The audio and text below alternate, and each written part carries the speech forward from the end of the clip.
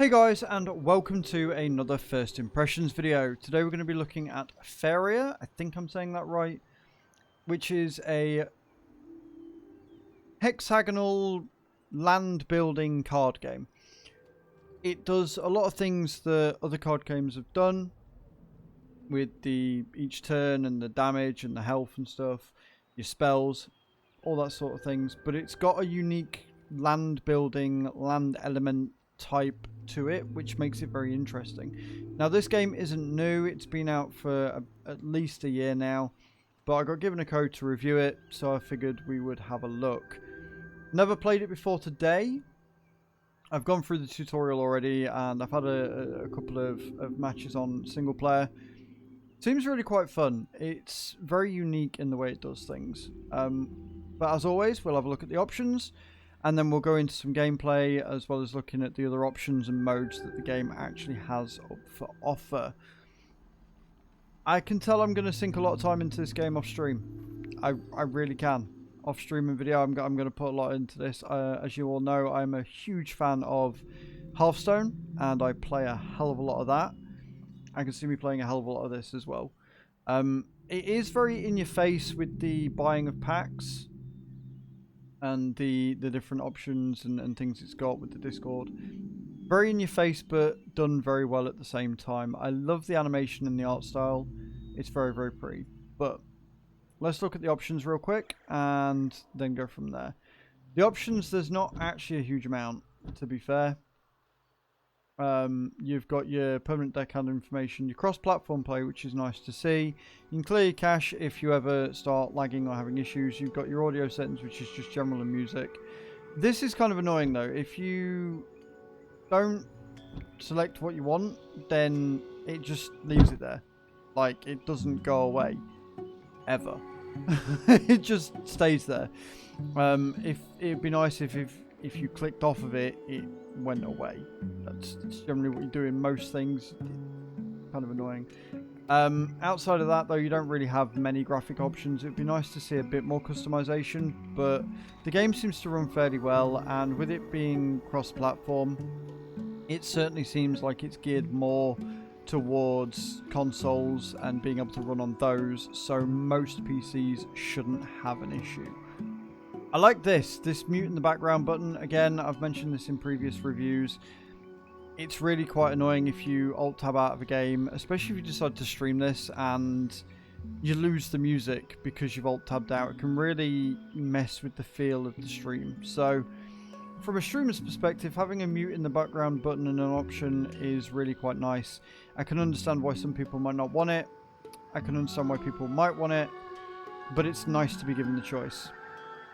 So yeah, not really a lot to discuss in the options menu, but there's some good stuff. Let's have a look at the different game modes, the chest openings, and all the other things that come with most card games that are out right now. They follow a very simple formula, but it's nice to see this one's been done really quite well. As it's a card game, let's start with the cards. This is the collection. You can make a number of different decks here. You can have it autofill, and from what I've seen, the autofill isn't terrible, but you will unlock more cards as you go along. The game will just give you them for leveling up and stuff like that, and you can get chests, which we'll look at later on. It uses an element system. You've got forest, you've got neutral, you've got water, mountain, desert. The idea is that, as you'll see later on in the video, when you make a new piece of land, if you've got a specific element of that land, you can then summon stronger cards that have more effects and do more things. So you can sort them by the forest and things like that, which is kind of cool. Again, the cards are pretty standard. They've got an attack, they've got a health. You can buff them, you can debuff your enemies. You've got structure cards, which give like a field buff almost. You've got very strong cards for a fairy cost or a mana cost, if you will. And you build your deck around those and you go into battle. I like the fact that you've got tooltips and then you've got your mythics, which are your... I'm assuming your legendaries, your more expensive type of cards. Then you got your unlocks, which it shows you what level. Like I say, I'm currently level 1. I've literally gone through the tournament right now. And you've got crafting mode as well, which again, you need to be a bit higher level to use. I don't have an issue with the fact that they've locked you down at level before you can use these items, because there is a lot to take in very early on, and the tutorial is very detailed and quite fun. Like, it takes you through missions that you've got to do to teach you the mechanics, and it shows different mechanics as you go in. On top of which, with the amount of cards it throws you, you don't really need to craft if you're not going to know what you're going to be crafting in the first place. So I don't mind the fact that you can't craft straight away, and I'm assuming with the number that I've got 6 cards that I could possibly craft from the get-go anyway, which is kind of cool. But that's really your deck builder. When you've got your deck, you can edit them. It comes up on the side. This is pretty standard. You've got a deck of 30 cards that you can take in. I don't mind it. I wouldn't mind just an all, as opposed to having it's set to sort. Like, I wouldn't mind if it just had an all feature, so you didn't have to go through the different types. But on the whole, pretty good collection, and I'm quite excited to see further on what sort of cards I get.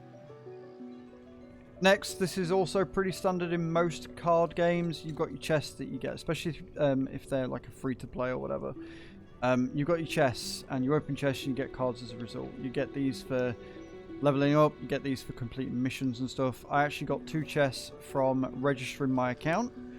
When you register your account, it will then allow you to gain some bonuses, which is nice. Generally, you open them up, and you get 4 cards, and you click them, and they shove over and show you what you get. So this is, again, this is pretty standard, but it's nice. It's very graphically pleasing. The card designs themselves look absolutely phenomenal. Again, I really like the art style of this. Okay, so we've got an in-game shop as well, where you can earn these gems, and you can use them to buy cosmetics and other kind of cool things, and the mythic chest, which is really kind of cool. You've got your sets here. They look fairly pricey, so I'm assuming that, as with most things, you could probably buy these gems from the actual store as opposed to earning them. But with how pricey they are, I don't know how easy they're going to be to acquire. The avatars are really kind of cool though, but again, like, you're looking at 7,500, 18,000. Card backs are all 18,000, 7,500, 40,000 for special ones. This looks like it's a game that you would probably spend a lot of time in. Having not done a huge amount, I can't say how quickly or easily it's going to be to earn these gems.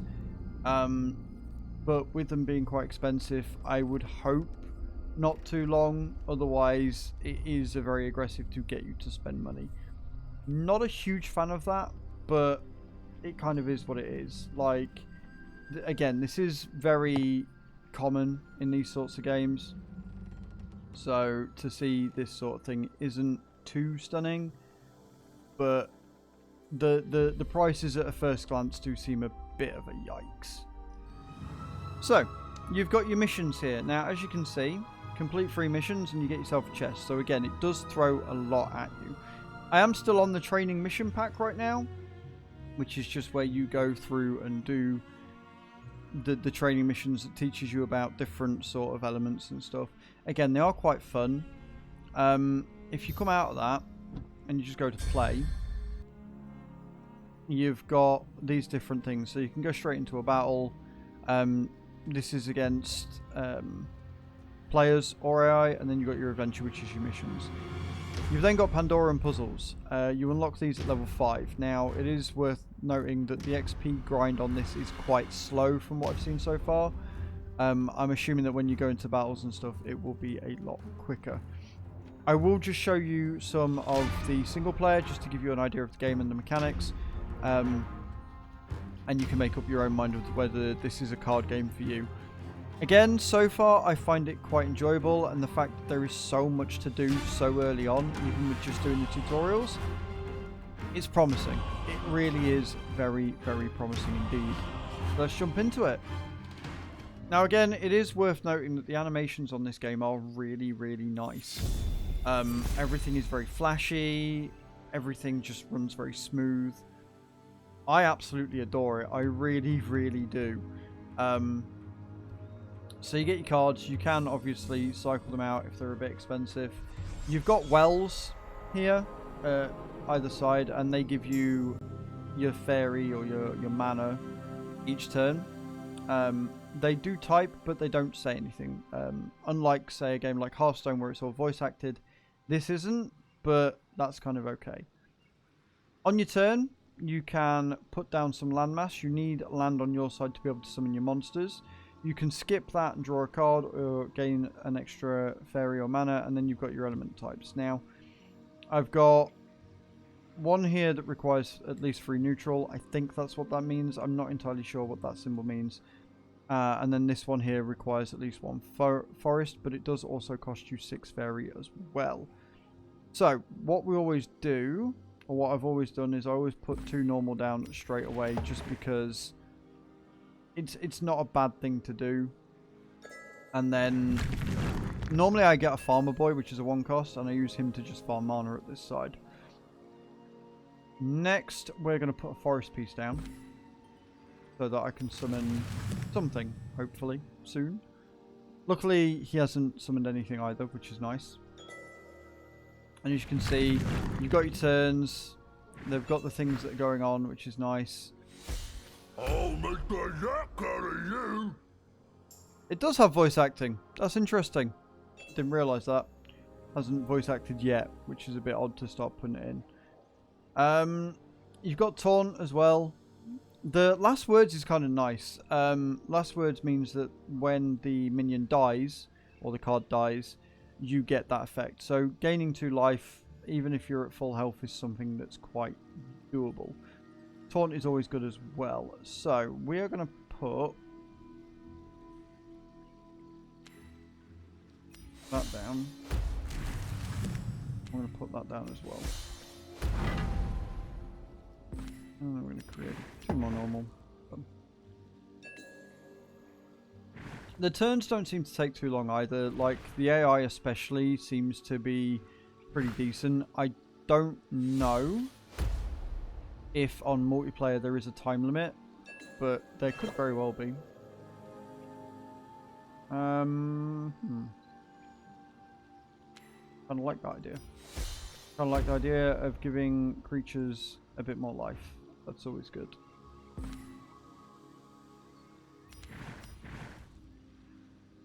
Oh. But yeah, it's a very chill game.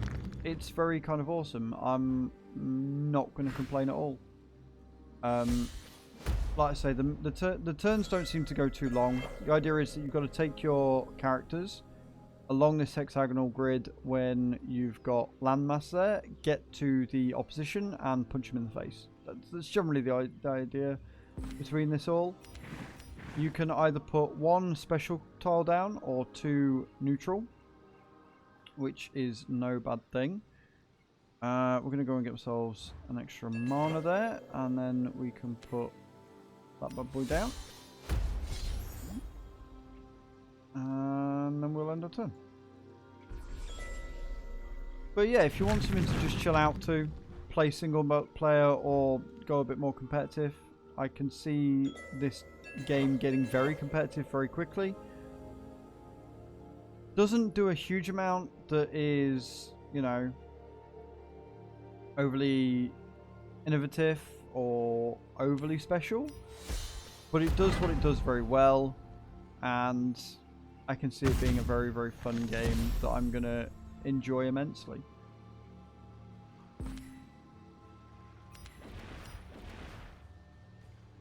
There you have it, guys. This is Faeria, that I still can't pronounce very well at all.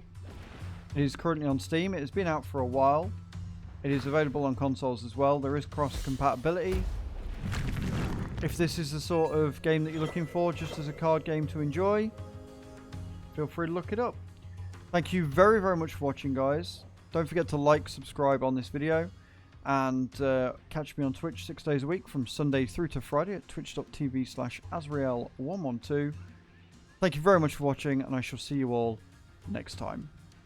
Ciao, ciao.